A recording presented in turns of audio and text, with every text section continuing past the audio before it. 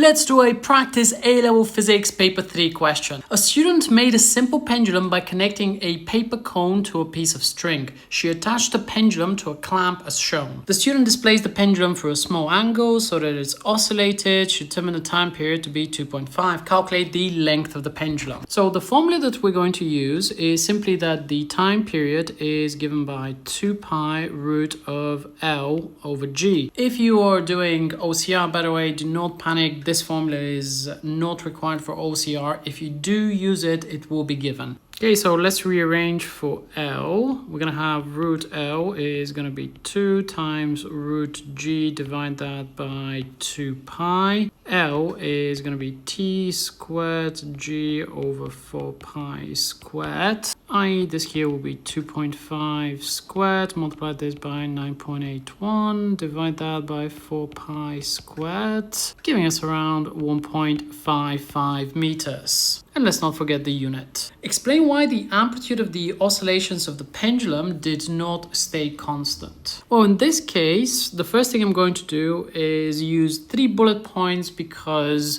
well, there are 3 marking points. Because this oscillation is happening, well, in the real world, it will be damped. There is work done against resistive forces which are present. And at the end, I will try to directly answer the question. So the total energy of the pendulum will decrease and therefore the amplitude of the oscillations will decrease.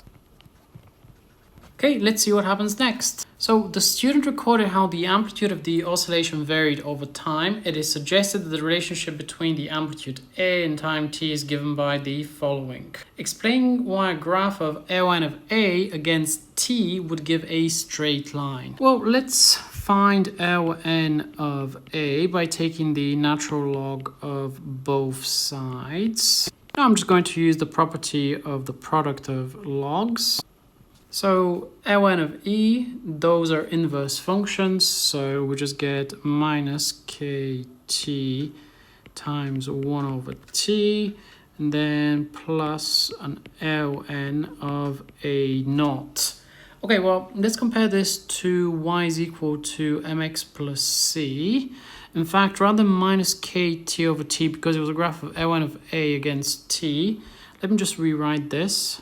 Like so. There's not a lot of space to write here, so tell you what, I'm just going to do y is equal to mx plus c. On the y-axis, we have Ln of A.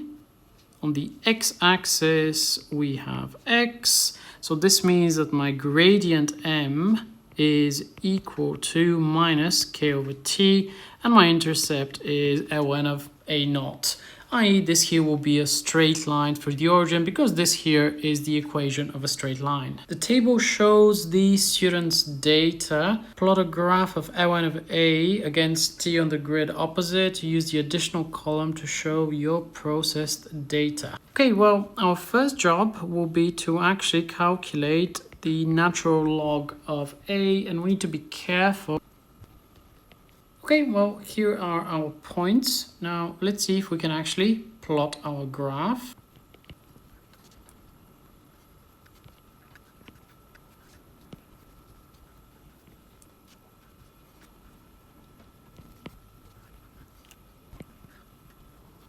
And look at this, how nice is that? The line of best fit goes through all the data points.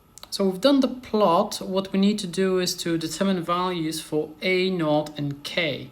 So we will need to determine our intercept and our gradient. To determine the gradient, we're going to use a really large triangle. So I'm gonna take it to be as large as possible, basically. So from here, so let's write it over here. So my gradient m is going to be 3.08, take away 2.00. This here is my change in y. My change in x is going to be from 0 to just about 12.8.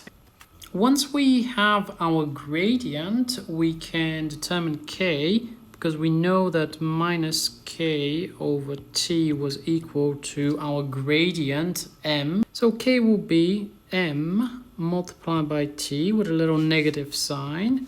Our gradient was minus 0.084 multiply this by the time period, which was just 2.5, and we're going to get a value of k. And our gradient was negative, which will turn this into a positive actually, because it's minus minus.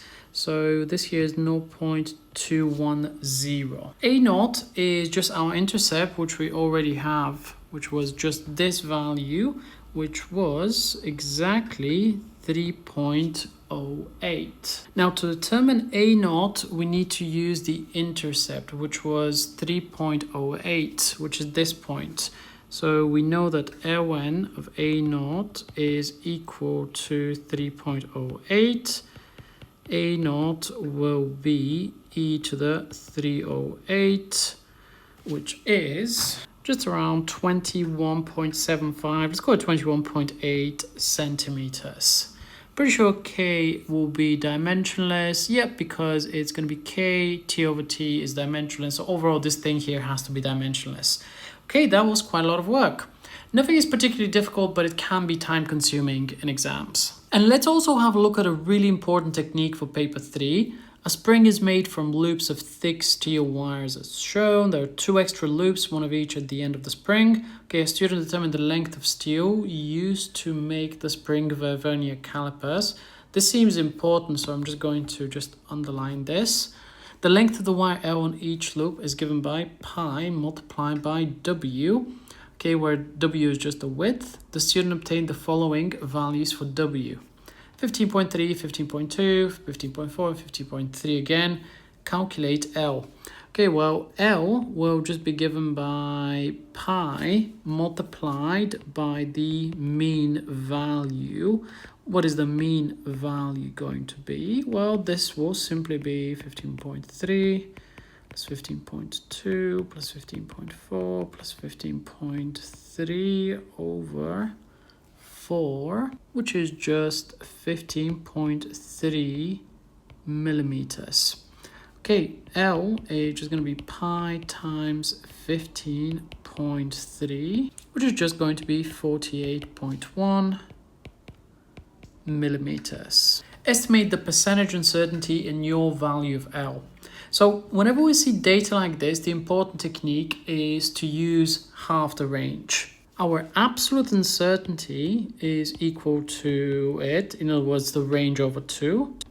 Our range is the largest value, which is 15.4, take away the smallest value, which is 15.2, which is just going to give us 0.1 millimeters. Then we're going to use the percentage uncertainty is equal to plus or minus the absolute uncertainty divided by our mean value multiplied by 100. So this here will then be plus or minus the absolute uncertainty, which is 0.1. It's in millimeters, divide that by 15.3, multiply this by 100, giving us around 0.65%. Okay folks, I hope this video has been useful. We have revised lots of very useful techniques. I've filmed yet another video that you absolutely need to have a look at before paper 3, and this video is right over here.